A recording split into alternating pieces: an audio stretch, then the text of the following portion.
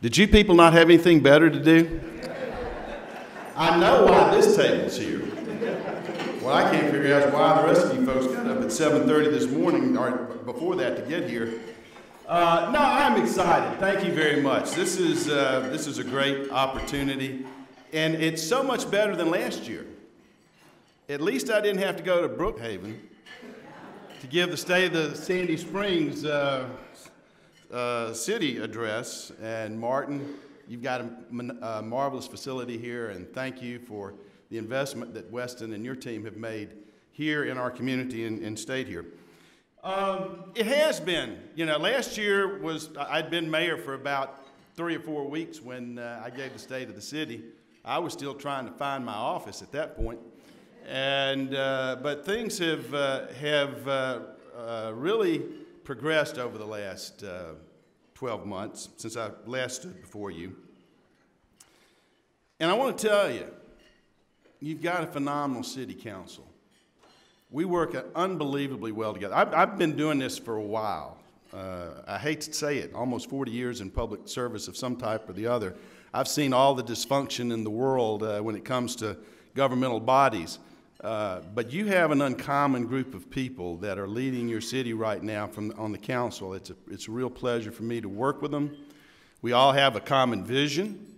We all want to go in the same direction. We work extremely well together. It's a tremendously collegial group, and it's just a real pleasure to serve with each one of you. So thank you for the attitude that you bring to our community. We've got one new member of our team, and since Chris brought up the Auburn connection, I want Jim Talbert to stand up. I brought reinforcements. Jim is an Auburn grad and is our newest assistant city manager. He's going to be overseeing a lot of the things that I'm going to be talking about with John and the rest of the staff this morning. Well, it's been a great 12 months. A few things have happened. We've got some car company coming to town. I told them at the press conference that Sandy Springs considers itself to be the Mercedes of Metro Atlanta communities, and that I appreciated them taking that from the metaphorical to the literal. And that's just one of several. Veritev has just moved in, and they're an exciting new addition. Tom and I met with BMC the other day.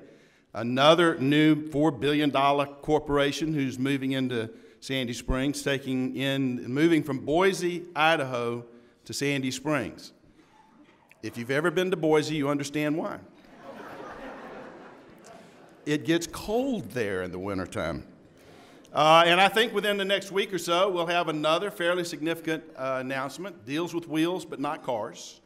Just hold on to that. Right now, we're about the hottest market in the Southeast when it comes to new growth, new business development, and the ability to bring in new corporations and particularly headquarter corporations into this market. Well, I say we're one of the hottest markets. One of the commissioners up in Gwinnett County, when NCR moved downtown, told the Business Chronicle, I think, that they were going to leave some operations out in the suburbs, and one of the commissioners said, well, they'll probably end up in some cool place like Sandy Springs. So we're both hot and cool, which is, I guess, the epitome of when you feel like you've arrived. So it is an exciting time in our community, a tremendous number of things that are going to go on. I'm going to try and quickly cover as many of them as I can. As many of you know, I can burn an enormous amount of oxygen in a long period of time if given that. So I'm going to try and capsulize it as best I can and get through some things. The theme for this year, at least for me, is making downtown everyone's neighborhood. One of the great things about Sandy Springs is that we have all these marvelous neighborhoods. And that's where the focus of our quality of life has been throughout the history of Sandy Springs. And it all happens within those neighborhoods. And you've heard me talk about the importance of City Center as part of the connective tissue that will take all these wonderful little neighborhoods and bring them together. Well, where that's going to happen is downtown. And downtown is everyone's neighborhood. And that's what we're trying to make happen. And the neighborhoods are where we come together as a group. Well, I lived over in Spalding Woods for a while. If you went out and stood in the cul-de-sac for 5 minutes, somebody else would come out and they'd be there. If you were there for 10 minutes, you'd have 3 or 4 other people there. If you were there 30 minutes, there was a party going on. And that's the way it is in many of our communities, in many of our neighborhoods. But downtown is more than just a business district. It's where we all come together. It's not really a business district. It's an activity district. It's where we all come together and where things will happen. At least that's what it's supposed to be. Now, today, it's not that way. In fact, you try to avoid that area as much as if you possibly can. Well, we've got to change that. And that's what City Center is about. We need to not only have that area as our business, as a key business district, but it's the place where we go have fun. How many of you were at the Peter Kajiyama speech a few weeks ago? Marvelous insight, tremendously talented guy with some amazing insights. And he said that the most important thing you can do for your community is make it fun. And that's what we're going to try to do, is we want the downtown, that city center area, to be the place where we come have fun. We just get together, be together, have activities, have things going on there that make our city a great place to do that. Well, how do we do it? How do we make our community fun? Well, first of all, there is already a genuine excitement about what's going on in City Center. We started this process about almost 7 years ago now when we bought the Target site downtown. And we kind of drove a stake in the ground saying this is going to be the hub. Because from really day one when we became a city, everybody saw that ridge that is Mount Vernon as kind of the place, the focal point where we could do some amazing and exciting things. So some of the vision of my predecessors, bringing that together, making it happen, and now we're beginning to take that and really have some interesting things about to happen. And one of the things that it's not only supposed to be the place where we go have fun, but it's also to be the catalyst for the redevelopment of Roswell Road. And I'll talk a little bit about what our plans are for that in just a few moments. But the City Center, we've got about 250 people in the room today, this morning. We had about 200 people at City Hall last night when we had kind of the community coming in, looking at the plans. We carried the plan. We presented the plans for City Center.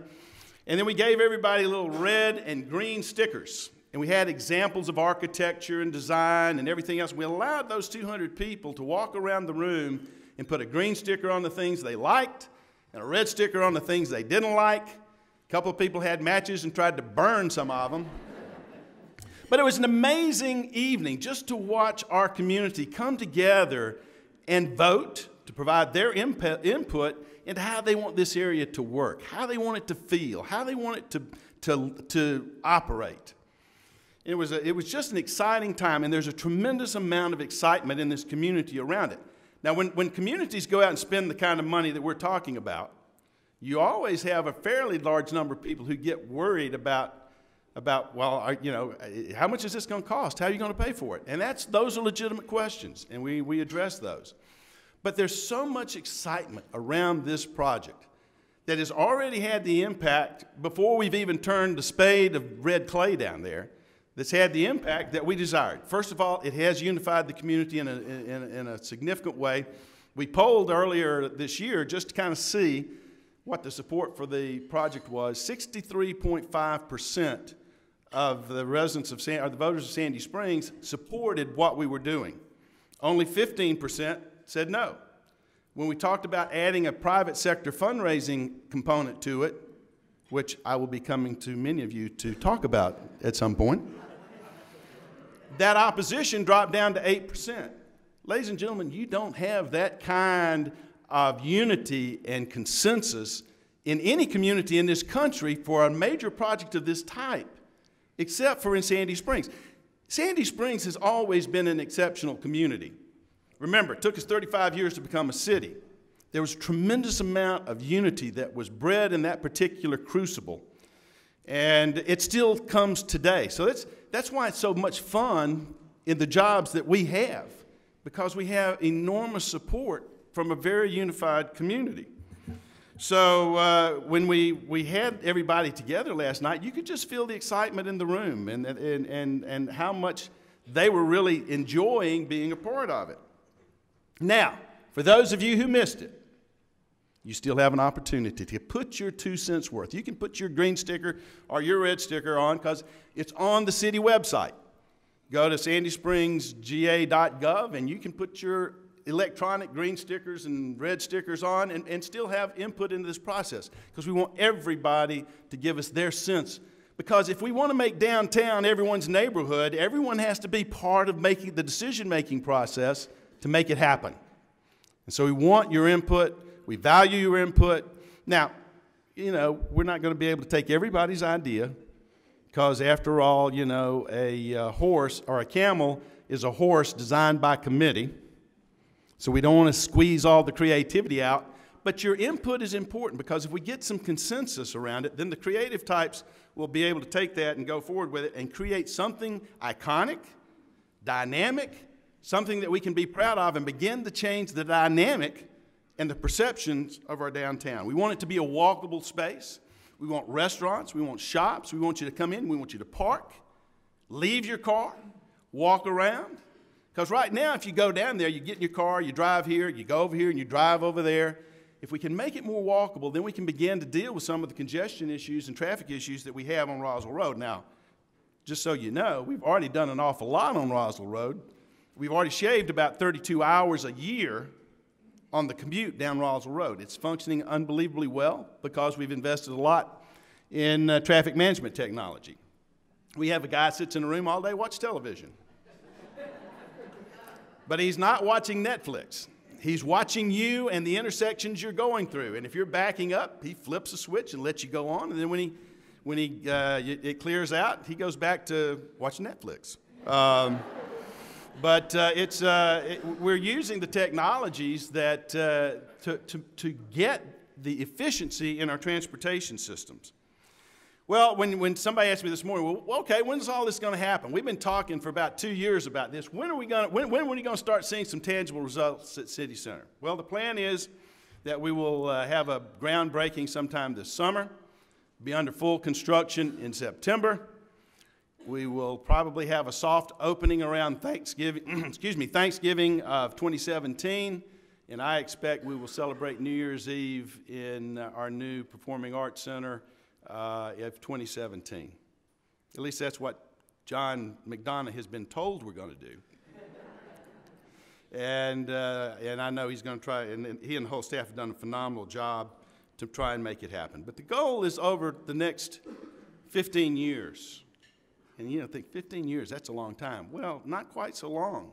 Ladies and gentlemen, this is our 10th anniversary year since we've been as a city. It just seems like yesterday we became a city. So we're in the process of developing a 15-year redevelopment plan for Roswell Road.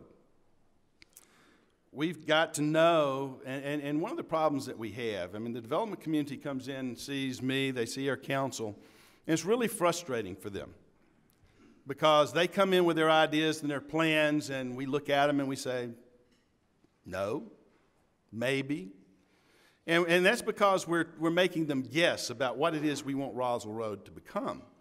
And if we don't know, my grandfather was a very wise man. He said, Rusty, if you don't know where you want to go, any road will take you there. Well, we've got to figure out what kind of Roswell Road we want and how we want it to evolve over the next 15 years as we redevelop. And so that's the next process that we'll be kicking off now that we got City Center not all the way going, but we've got an opportunity now to begin looking at the area around City Center, which is the Roswell Road corridor.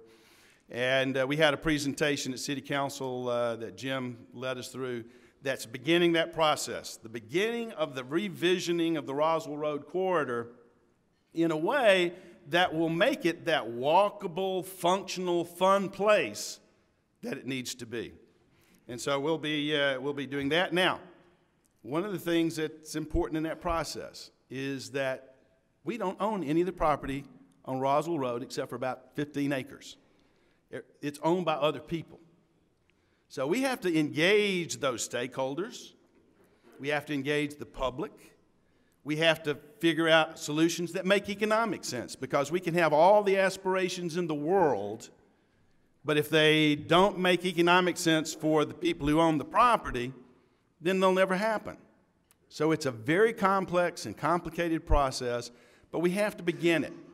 And we have to be able to decide what we want that area to evolve over the next 15 years to come at the end of the process. And though there's never an end to the process, but at least somewhere along that continuum, we will have that walkable environment that everybody will want to come to, and downtown truly becomes everybody's neighborhood. We want a true mixed-use, residential, retail, office environment. And other parts along Roswell Road, we're going to be developing smaller plans. We need some areas that serve neighborhoods, nodes. And so as we redevelop Roswell Road, it's not just about that area from Abernathy to the inside 285. It's the entire continuum of that road, and particularly up in the northern part. We really need, as part of this, begin to focus on that area of our community to make sure that it becomes a healthy, viable district in our community as well. So we're going to put an awful lot of attention to that, and you'll be seeing more as we go through time on that. The other key area, and in fact you could argue maybe it's the most key area in our community, is the perimeter market. That's where everybody's going to, at least the big corporate relocations are there. It is our true business district. And we've got an amazingly good working relationship with the city of Dunwoody. We're working very well together at a staff level to begin the process of rethinking the development process in this corridor that we're sitting in today. This is part of it. And how we sustain the growth in that area. How do we, with all the growth we've got, how do we maintain the mobility? How do we preserve the quality of life that makes this place so great, so hot, so cool?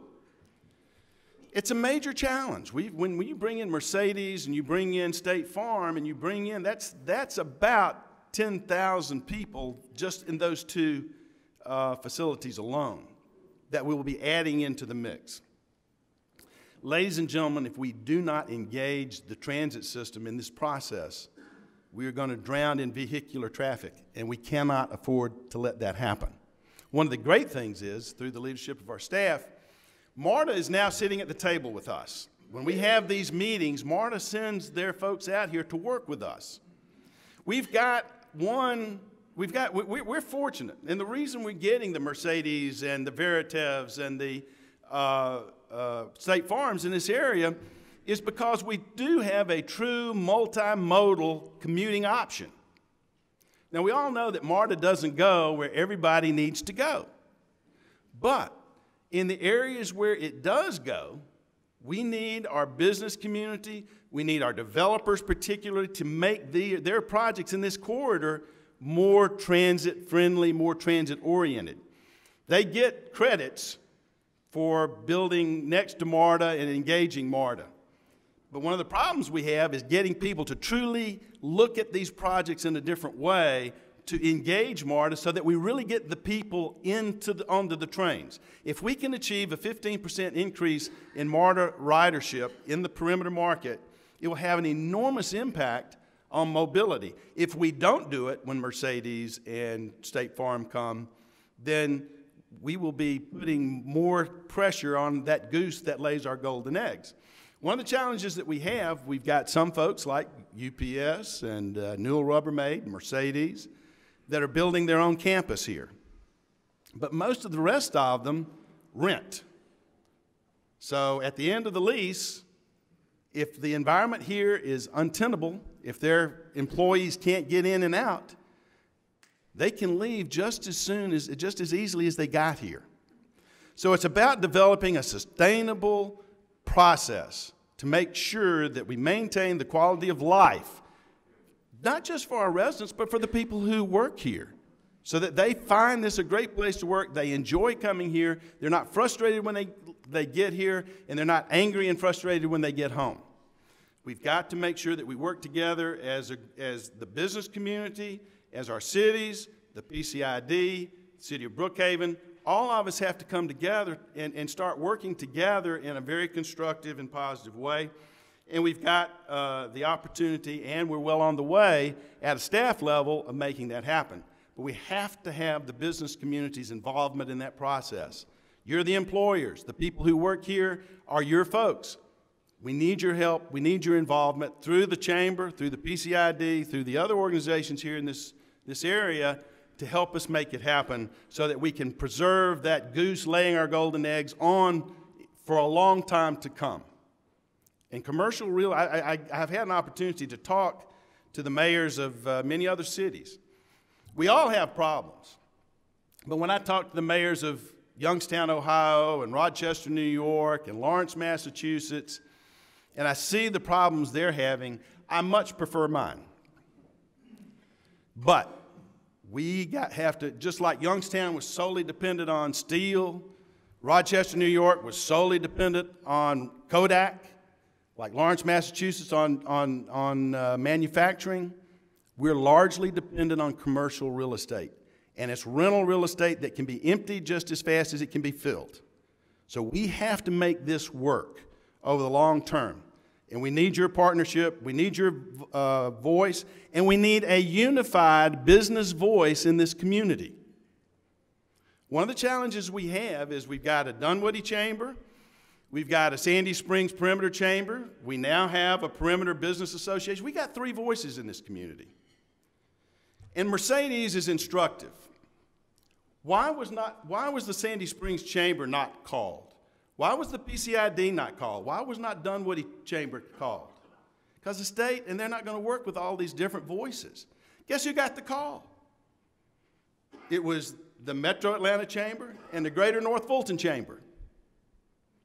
That's not how, and the reason is we don't have a unified voice in the business community. I urge you, as the business leaders of Sandy Springs and Dunwoody and the perimeter market, come together. Give us one voice so that we can be more effective in being able to deal with this. Because the state is not going to deal with a multiplicity of business development and economic development groups in this community. So I urge you strongly, beg you, please, come together with one organization that can be the voice of the business community in this market. Now, let me just kind of wind up, and we'll leave plenty of time, I hope, for questions. Is the one area that we also have to look at is the Powers Ferry area. That's where the Braves are coming. I told you last year that I'd been mayor for 3 weeks and had already had a major plus by bringing a Major League Baseball team to Sandy Springs. That's when you knew that I was going to be effective. But it doesn't come without some problems and challenges, and we've got to look at that area. Because what we don't want, I mean, we've all been on 285 at 5 o'clock on a Friday afternoon. It's not a fun place to be. So we have to work together to make sure, and we've got a good working relationship. We've met with the Braves. We've met with the Department of Transportation. We all, and I actually had a conversation yesterday with Tim Lee, the commission chairman of Cobb. He's bringing some things to me in a couple of weeks to talk about how we can work together to mitigate some of the things in that area, because he knows that 80% of the folks going to that stadium are going to be coming through Sandy Springs to get there. So we're working together, but we have to look at that corridor because we don't want them getting off at Roswell Road. We don't want them getting off at Riverside. If they're going to get off before they get to the stadium, we want to focus that traffic into the Powers Ferry area. But that means we've got a lot of work and a lot of planning and things to do to be able to accommodate that. So we'll be working and developing. That's the third area that we're going to be working on, and we'll be talking about that a little bit later on. Well, that's kind of what's been going on in my world over the last 12 months.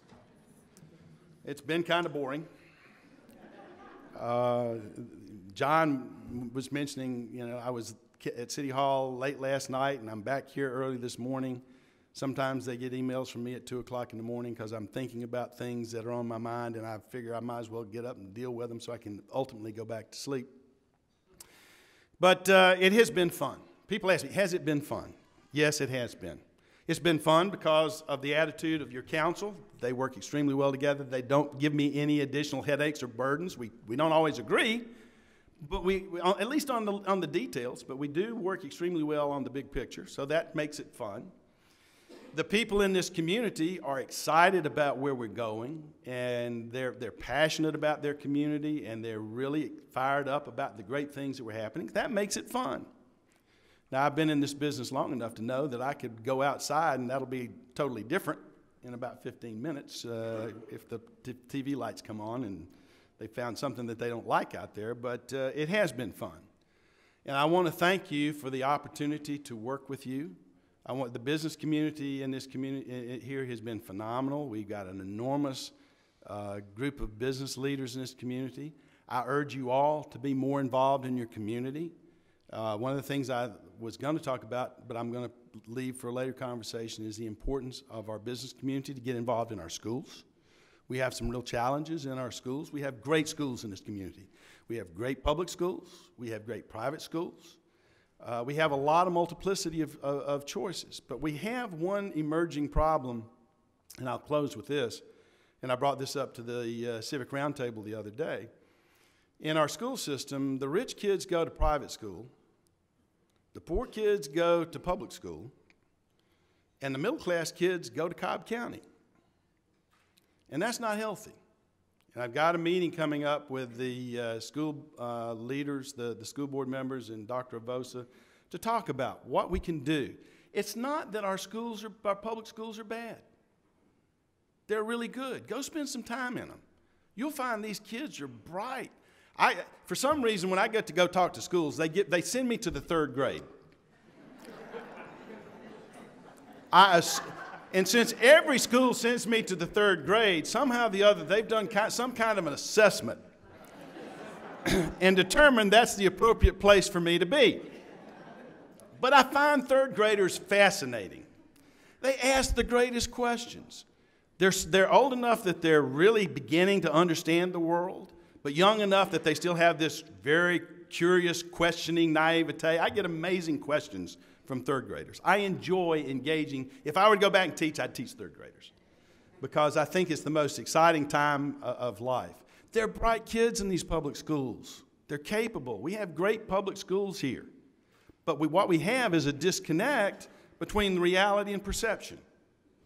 But I've been in this business long enough to know that reality doesn't matter. It's perception. And I need the business community. We all need the business community. You need to be involved in the schools to make sure that the message gets out, that you see firsthand how good our schools really are. And then you can talk to your neighbors and your friends, but we've got to get confidence back in our schools, confidence that is justified from what I'm seeing on a daily basis, and get our middle-class folks to stay here and get their kids. Now, that's not to be Pollyannish and turn our back on some of the challenges that we have in education in this community. 55% of our public school kids are on some form of assisted lunch program. So that we do have some challenges. But we cannot allow this community to become bifurcated, rich and poor. We have to have a strong middle class in this community. And the key to that is making sure, first of all, that we have affordable housing. Tom and I were talking this morning. A lot of the Mercedes people are coming to Sandy Springs, but they're looking in other places. Why? They can't afford to live in Sandy Springs. Well, we have firefighters, we have police officers, we have teachers, we have nurses. We have a lot of middle-class people who can't afford to live here, first of all. And Gabe and the council and I, Gabe and I probably had more conversations about it. But the rest of the council, we know that we've got to do something about providing more affordable housing for our firefighters, for our teachers, and for our police officers in this community. And we're going to put a real focus on workforce housing. But another component of that is schools. And you're the ones who can really make a difference. If you'll get involved with these schools and help make a true difference in these public schools so that we can hold on to those families. We lose several dozen families a year in Sandy Springs simply because of those two issues. And I need your involvement in the school system, so I hope you'll take that as an initiative. Well, ladies and gentlemen, it's great. I always enjoy. I told them people I was be as interested to find out what I was going to say this morning as you were, because I don't make it up as I go, but you know, I just talk. I burn a lot of oxygen. But now let's let you burn some oxygen, and I'll if I don't know the answer, I'll make it up. Chip. Mayor Paul, since you brought up schools, I'll ask this question.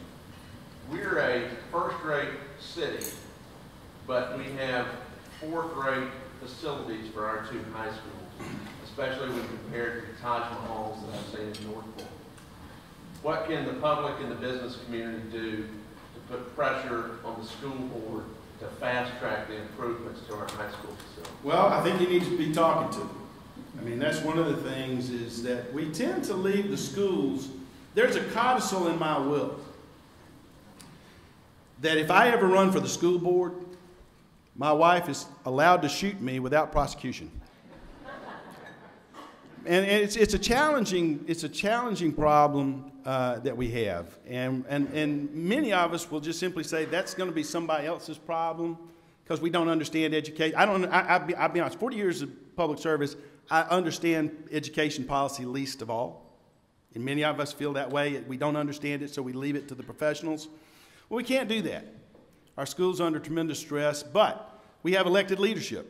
And it's important that the business community engage that elected leadership and let them know that it's time to step it up and get there. And we've done a great job building new elementary schools, got some new middle schools. But Chip's right. We have we need to upgrade our facilities. What Riverwoods was built in the 80s or earlier, 70s. North Springs about the same time, 60s. So it's time, and it's time to engage our elected leadership. And make that very well known. Yes, sir. Mayor Paul, congratulations on your tenure and your city council year. I was here last year to the state of the city, and you had mentioned Google coming in. Right. And we had talked about would they be coming to residential, would they be coming to the business? Could you give us an update on that? Well, yeah, Google's coming, AT&T's coming, Comcast is in the room. I'm sure they'll have some kind of announcement fairly soon with high, you know, and Google and AT&T have both. Well, AT&T hasn't made an announcement, but they've been in our office pulling permits, so that kind of indicates something. I mean, we are going to be at the center of that. As I said last year, I didn't know whether Google was coming. I didn't know if anybody else was coming, but we would not be left out of the high speed internet race. In fact, we were going to be on the leading edge of it. One of the great things about our private sector delivery model is we can turn on a dime and we go find a contractor to build one for us if nobody else wants to. Well, right now, we've got an enormous amount of riches in that area. And I expect you'll start seeing some construction and some things coming along. But we are going to lead in that. And I think there's a recognition in these major providers that this, with the kind of demographics we have, the business community that we have, the high-tech infrastructure that we have, that this is a right place for those high-tech fiber optic networks. And I'm hoping that we'll have 3 competing networks before we're done. Yes, sir. Thank you, Mayor, for the great job you're doing. The 1 mile stretch of Roswell Road north of 285, the main strip of the right. I know there's been some efforts to beautify the sidewalks and lamp posts and all that stuff, and it looks very nice. To me, as I drive up it, what strikes me is those awful power lines everywhere. They hang like spider webs on that road. And I've often wished they could be buried or moved behind the shopping centers, and how much nicer that would look.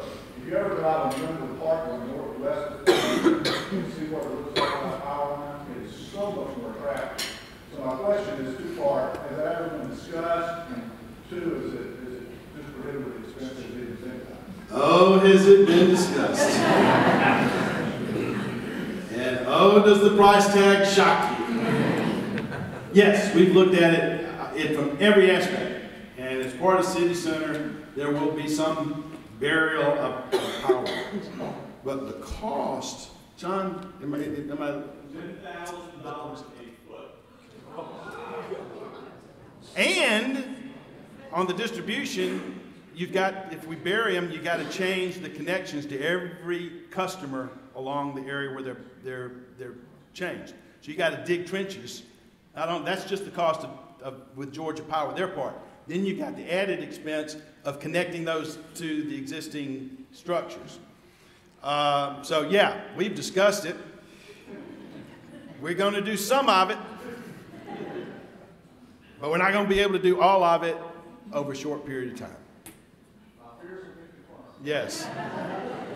Now we have connections, and we're going to use them to see if we can get some of those prices down. But they're not going to come down to the point where we can bury them all at one time and do away with the visual pollution that all causes us heartburn when we drive them down. Your point's very well taken. It bothers me too. But at those prices, I'm going to tolerate them for a while. Anybody else? Well, ladies and gentlemen, thank you for your patience. Thanks for coming out.